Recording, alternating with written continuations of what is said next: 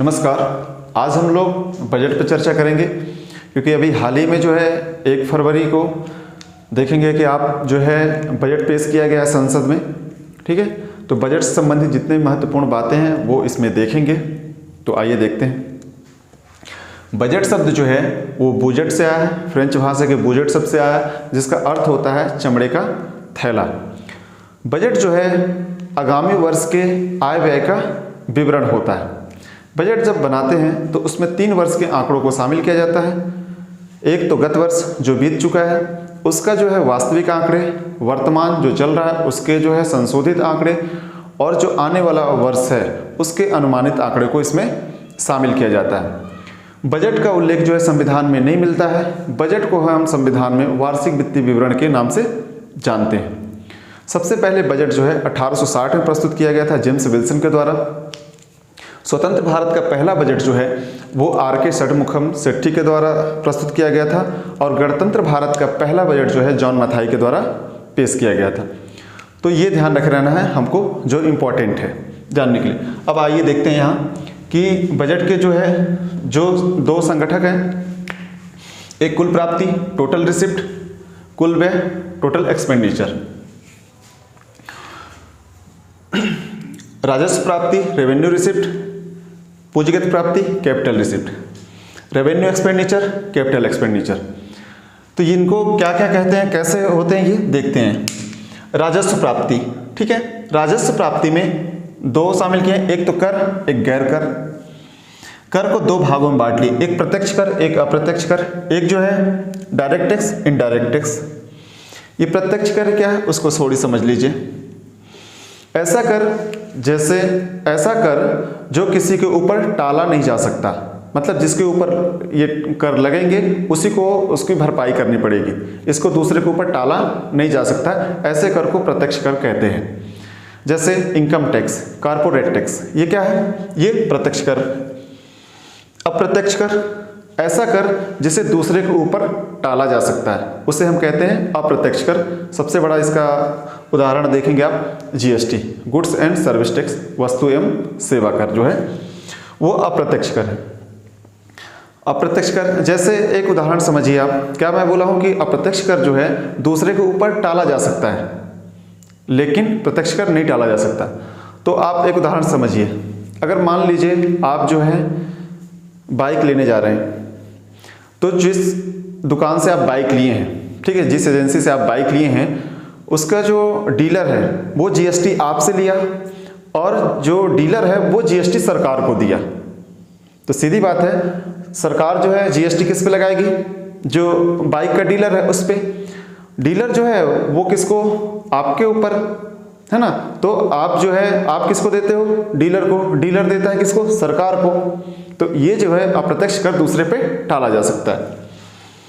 अब जो है गैर कर, गैर कर में क्या क्या आ जाएगा, ब्याज प्राप्ति।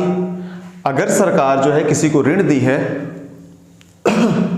उससे कोई ब्याज प्राप्त हो रहा तो उसको वो क्या होगा, गैर कर के गैर कर कहलाएगा। लाभांश डिविडेंड, सरकार का अगर कोई कंपनी है जो फायदे दे रही है, लाभ दे रही है, तो वो पैसे भी तो आए हैं इनके, वो क्या कहलाएगा, गैर कर के अंतर्गत ही आएगा। जुर्माना, अगर कोई गलत काम कर रहा है व्यक्ति या फिर कोई कंपनी, तो उन पे जो जुर्माना लगा है उससे जो पैसे प्राप्त हुए हैं सरकार को, वो भी तो आय का साधन है, वो क्या है, गैर कर है। राजकीय संपत्तियां, अगर कोई व्यक्ति है उसके उत्तराधिकारी कोई नहीं है, तो उसके न रहने के बाद जो सरकार संपत्ति उनकी रखती है अपने पास, वो क्या होगा, वो राजकीय संपत्ति होगी। जैसे एक व्यक्ति हैं, इनका कोई उत्तराधिकारी नहीं, इनकी मृत्यु हो जाती है, तो जिनकी जो भी इनकी संपत्ति है, जो पैसा है, ये सब किसके हो जाएंगे, सरकार के। तो ये भी एक आय के साधन है सरकार के, वो गैर कर के अंतर्गत आएंगे। सहायता और अनुदान, किसी देश से सहायता अनुदान अगर मिलता है सरकार को, वो भी तो आय के साधन है। अब पूंजीगत प्राप्ति, अब पूंजीगत प्राप्ति किसको कहते हैं, ऐसी प्राप्ति जिससे भविष्य में संपत्ति घटे या फिर दायित्व जो है वो बढ़ जाए। क्या मैं बोल रहा हूं, संपत्ति घटे मतलब संपत्ति जो है वो जो एसेट है वो डिक्रीज हो, जबकि लायबिलिटीज जो है वो इंक्रीज हो, दायित्व जो है वो बढ़े, वो क्या कहलाएगा, वो पूंजीगत प्राप्ति होगी। जैसे सरकारी ऋण है, सरकारी ऋण, अगर सरकार कोई ऋण दिया है, ठीक है, सॉरी, अगर सरकार किसी से ऋण ली है, ठीक है, सरकार किसी से ऋण ली है, तो आज तो सीधी बात है संपत्ति हमको मिल गई, लेकिन जब ब्याज देना पड़ेगा तो भविष्य में हमारा दायित्व तो बढ़ गया ना कि उसका मूलधन तो देना ही देना है, साथ में हम ब्याज भी दे रहे हैं। तो ये जो है क्या होगा, जो सरकार जो ऋण लेती है वो जो है पूंजीगत प्राप्ति के अंतर्गत आती है। विनिवेश, डिसइन्वेस्टमेंट जो है विनिवेश है, उससे भी सरकार को पूंजी प्राप्त होगी, लेकिन मैं क्या बोला हूं, या तो भविष्य में संपत्ति कम हो या तो दायित्व जो है वो बढ़ जाए। अगर जो है विनिवेश का मतलब थोड़ी पहले समझ लीजिए, सरकार जो है, सरकार की जो संपत्ति है उसका कुछ हिस्सा बेच देना और उस पैसे को उसी काम में लगाना ही विनिवेश कहलाता है, ठीक है, ये ध्यान रखे रहना। लेकिन यहाँ पास जो है विनिवेश से और भी पैसे और क्षेत्रों में लगाए जा रहे हैं। तो विनिवेश क्या है, कुछ हिस्सा बेच देना और उस पैसे को उसी काम में लगाना ही क्या कहलाएगा, विनिवेश, डिसइन्वेस्टमेंट। तो अभी देखे होंगे आप लोग कि LIC का जो है वो 49% जो है, पहले FDI आती थी LIC में, अब जो है इसको बढ़ा के कितना परसेंट कर दिया गया है, 74% कर दिया गया है, ठीक है। तो ये क्या है, ये विनिवेश ही तो है कि संपत्ति, सरकार की जो संपत्ति है वो उसको बेच रहे हैं और उससे पैसा प्राप्त करके ये सब काम करेंगे, क्योंकि व्यय भी तो बहुत ज्यादा है ना, तो ये सब इससे पूरा करेंगे।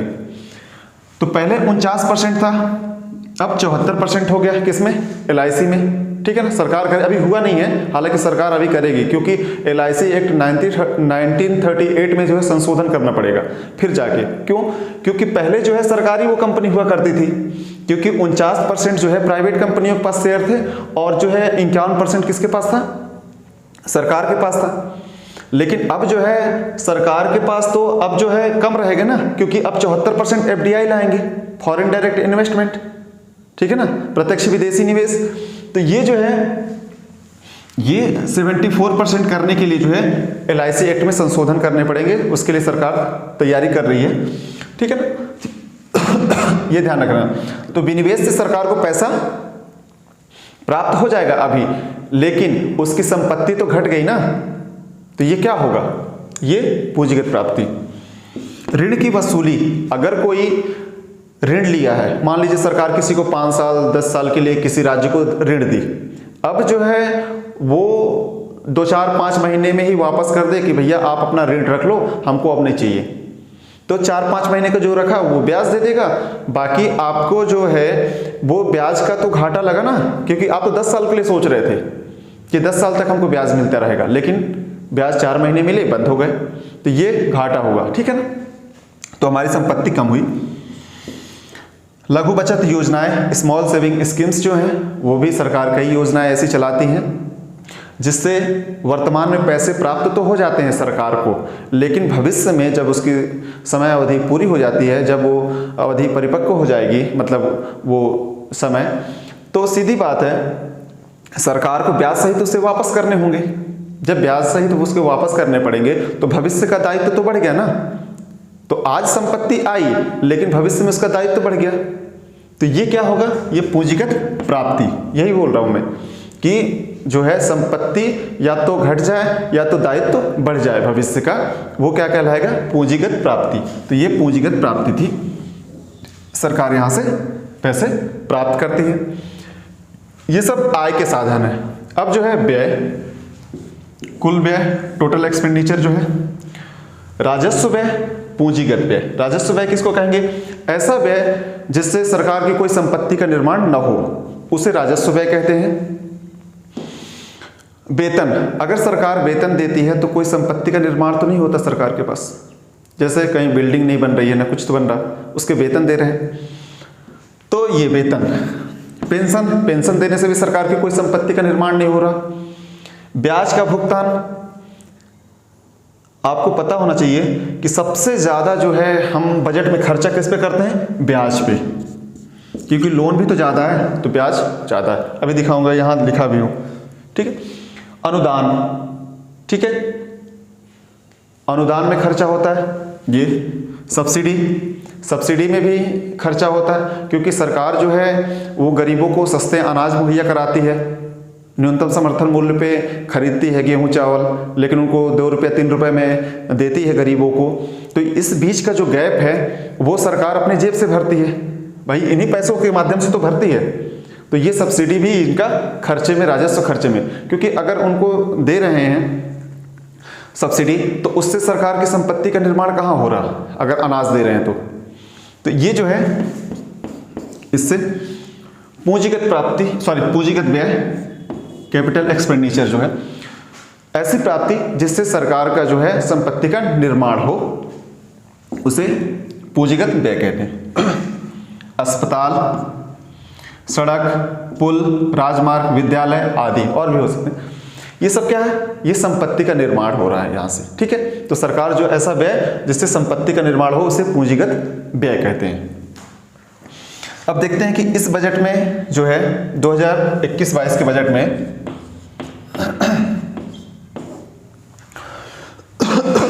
किस क्षेत्र के लिए कितना आवंटित किया गया है। रक्षा में 3,47,088 करोड़ रुपए। शिक्षा के क्षेत्र में कितना खर्चा होगा, 93,224 करोड़ रुपए। स्वास्थ्य के क्षेत्र में 74,602 करोड़ रुपए। ब्याज 8,09,701 करोड़ रुपए जो है वो खर्च होंगे। सरकार सबसे ज्यादा खर्चा जो है ये ब्याज भुगतान पे ही होता है। पूर्वोत्तर राज्यों के विकास के लिए 2658 करोड़ रुपए। बैंक के लिए, जो सरकारी बैंक है जो घाटे में चल रहे हैं उनको ऊपर उठाने के लिए, ठीक है, लोन की क्षमता बढ़ाने के लिए जो है वो 20,000 करोड़ रुपए जो है आवंटित किए गए हैं इस बार के बजट में। रेलवे के लिए जो है 1,10,055 करोड़ रुपए। मेट्रो के लिए 11,000 करोड़ रुपए। पेंशन के लिए 1,89,328 करोड़ रुपए। और मुख्य अनुदान जो है 3,35,361 करोड़ रुपए जो है इस बार के बजट में सरकार खर्चा करेगी। तो ये रहा जो बजट से संबंधित महत्वपूर्ण बातें। ये जो दिख रहा है आपको 34,83,236 करोड़ रुपए का बजट है इस बार का, ठीक है। ये ध्यान रख लेना, मतलब सरकार जो है इतना व्यय करेगी। और सरकार का जो है देखते हैं आपकी हमेशा घाटे का ही बजट रहता है ना। घाटे का बजट क्या है कि आय जो है हमारी कम है लेकिन हम व्यय ज़्यादा करते हैं। मान लीजिए हमारी आय जो है 100 रुपये है और हम जो व्यय कितना कर रहे हैं 110 रुपये, तो 10 रुपये क्या करना पड़ेगा, यही लेना पड़ेगा, ऋण लेना पड़ेगा, ठीक है। तो जब ऋण लेंगे तो ये ब्याज ज़्यादा बढ़ते रहता है। तो अभी तक का जो बजट है वो घाटे का बजट ही रहा है, लेकिन विकासशील राष्ट्रों के लिए जो है घाटे का बजट अच्छा माना जाता है। ये चीज़ें ध्यान रख लेना है आप लोग को। और हाँ, ये बजट जो है 1 अप्रैल से 31 मार्च है ना 2022 तक के लिए रहेगा ना। 21-22 का बजट है। बहुत लोग को समझ में नहीं आता कि सरकार 21-22 क्यों लिख रही है या 18-19 क्यों लिखती है, ठीक है ना। तो बात समझो, ये बजट का समय जो है 1 अप्रैल से प्रारंभ होगा, तो 1 अप्रैल से 31 दिसंबर तो 21 ही चलता रहेगा। लेकिन फिर उधर जब मार्च आएगा वो भाई, क्योंकि ये 1 अप्रैल से चालू होगा, 1 अप्रैल 2021 से ये बजट लागू होगा। और ये जो है जो देखेंगे आप 2022 तक, मार्च 2022 तक के लिए होगा, 31 मार्च 2022 तक के लिए। तो इसलिए जो है देखेंगे 21-22 का ये बजट दिखेगा आपको। वर्ष देखते हैं हम तो 3 दिखेंगे आपको। एक जो होता है कैलेंडर वर्ष है ना, 1 जनवरी से 31 दिसंबर। एक होता है आरबीआई का, तो वो जो है 1 जुलाई से लेके 30 जून तक होता है। और एक जो होता है वित्तीय वर्ष जो 1 अप्रैल से 31 मार्च चलता है। तो ये ध्यान रखे रहना है, ठीक है। तो इस वीडियो में सिर्फ इतना ही। धन्यवाद।